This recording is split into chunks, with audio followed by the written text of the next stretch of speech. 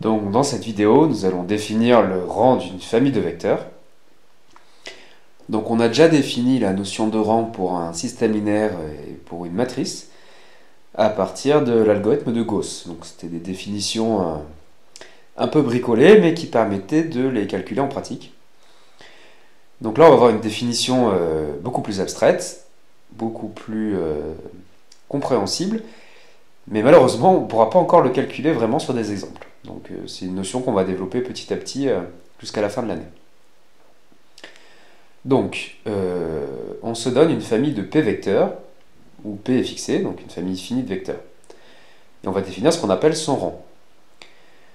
Alors tout simplement, le rang d'une famille de vecteurs, c'est la dimension du sous-espace vectoriel qui est engendré par ces vecteurs. Donc la formule mathématique, elle est là. Ce qu'on appelle rang de f, c'est la dimension de vecte de f. Donc c'est quand même compliqué. F, donc on voit peut-être mieux à droite. Donc on prend des vecteurs U1, UP en nombre fini. Ces vecteurs, ils engendrent un espace vectoriel, donc qui est un ensemble qui est infini par contre. Et cet ensemble infini, en trouvant une base, on calcule sa dimension. Et donc là, on arrive à un nombre entier qu'on appelle le rang. Donc il faut bien faire attention aux notations. Dim de vect, ça a un sens. Par contre, si vous écrivez vect de dim, ça n'a absolument aucun sens. Alors, on a les règles de calcul suivantes. Donc, quand on calcule le rang d'une famille de vecteurs, on peut multiplier le dernier par une constante non nulle. Ça ne change pas la formule. Si le dernier vecteur est nul, on peut l'enlever. Ensuite, on peut remplacer le dernier vecteur par lui-même plus une combinaison des précédents. Et enfin, si le dernier vecteur est combinaison des p-1 premiers, il n'intervient pas, on peut l'enlever pour calculer le rang. Et ensuite, comme on a vu qu'on peut mélanger les vecteurs dans une famille, ça ne change pas l'espace engendré. Tout ce qu'on vient de dire pour le dernier vecteur est en fait vrai pour n'importe lequel, mais c'était plus simple de l'énoncer que pour le dernier. Alors ça doit vous rappeler des choses, on va le voir dans la démonstration. En fait, toutes ces formules sont vraies avec vect, c'est le corollaire 19 du chapitre 13. Donc on a vect de ça égale vect de ça, donc des égalités d'espaces vectoriels. Donc si les espaces vectoriels sont égaux, on dit que les dimensions sont égales.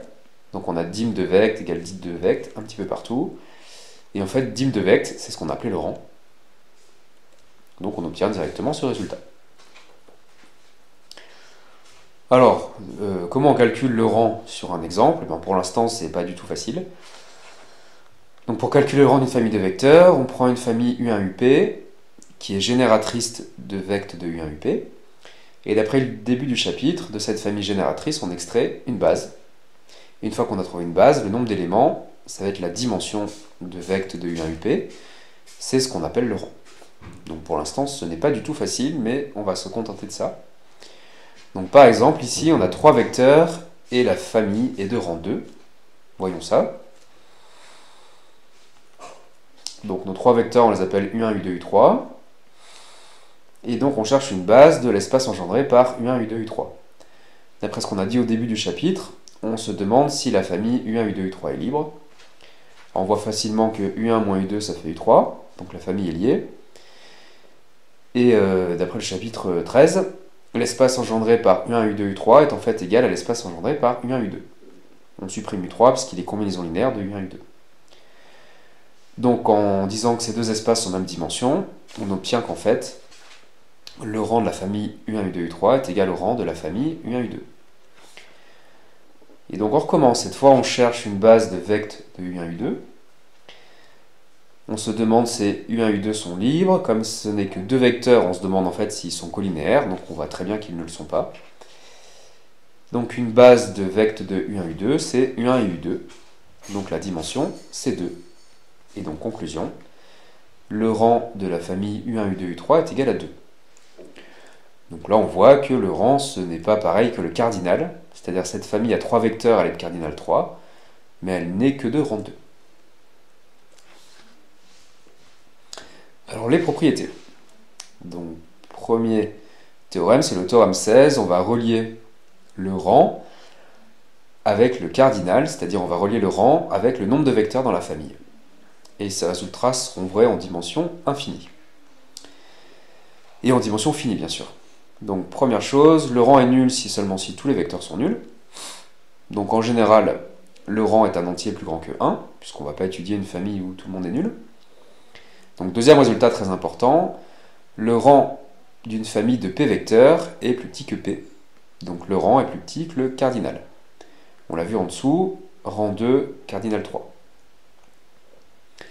Et ensuite, quand est-ce qu'il y a égalité? Donc si le rang est égal au nombre de vecteurs, c'est totalement équivalent en fait que la famille soit libre. Donc, voyons ça. Alors, dire que le rang est nul, c'est que la dimension de l'espace engendré est nulle. Donc si la dimension est nulle, c'est que l'espace engendré est réduit au vecteur nul. Et si des vecteurs n'engendrent que le vecteur nul, c'est qu'ils sont tous nuls, c'est quand même assez évident. Alors, deuxième point. Donc, l'espace engendré par U1 UP est par définition engendré par U1 UP. Or, dans le théorème 8, on a dit que la dimension d'un espace vectoriel était toujours plus petite que le nombre de vecteurs des familles génératrices. Donc ici, la dimension de cet espace vectoriel, donc dim de vect de U1 UP, est plus petit que le cardinal de la famille génératrice. En simplifiant, donc dim de vect c'est le rang, et le cardinal de ceci c'est exactement P. Et donc on a montré que le rang est toujours majoré par P. Alors voyons quand est-ce que ces quantités sont égales. Donc le rang est égal à P.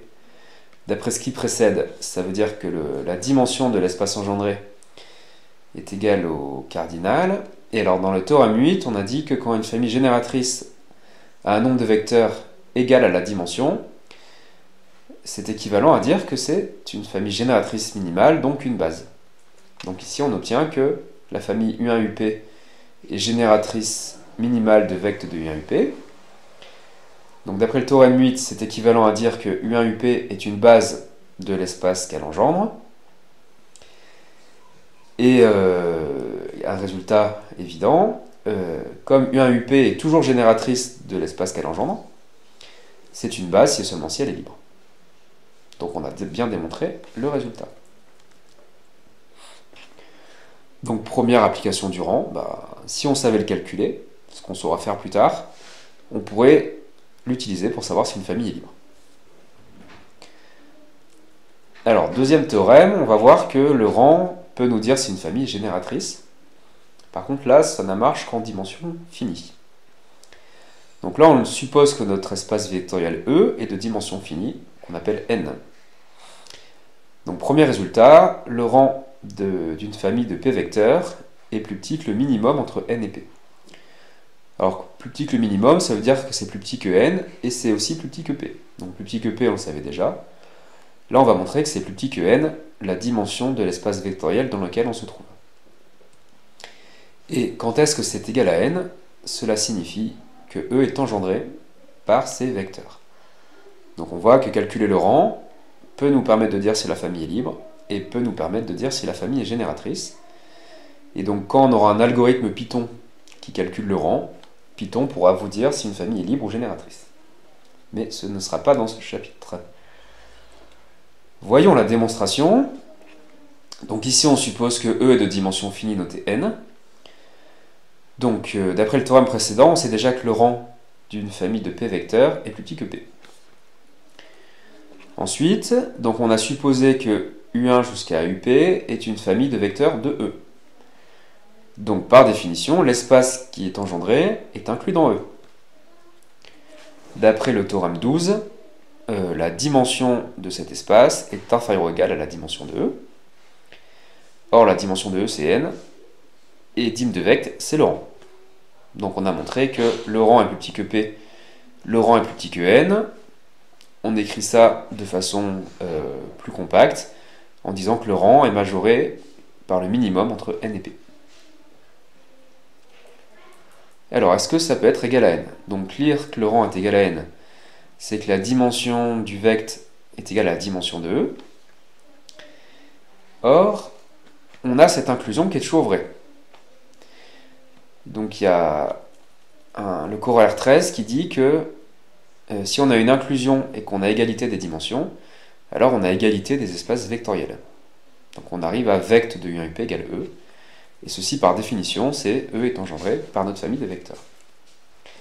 Donc ceci termine la démonstration. Alors ces deux résultats, ils sont assez plaisants. En fait, on va surtout les utiliser dans un cas particulier, où P égale N, c'est-à-dire que E est de dimension N, et on a N vecteurs. Donc on arrive à ce résultat, dire que le rang de U1 jusqu'à UN est égal à N, qui est la dimension de E. Donc comme P égale N, la famille est libre, et comme P égale N, la famille est génératrice. Donc en fait, le rang de N vecteurs est égal à N si et seulement si notre famille de vecteurs est une base. Donc là, on disposera un jour d'un algorithme programmable en Python qui permet de dire si une famille de vecteurs est une base. Fin de cette vidéo.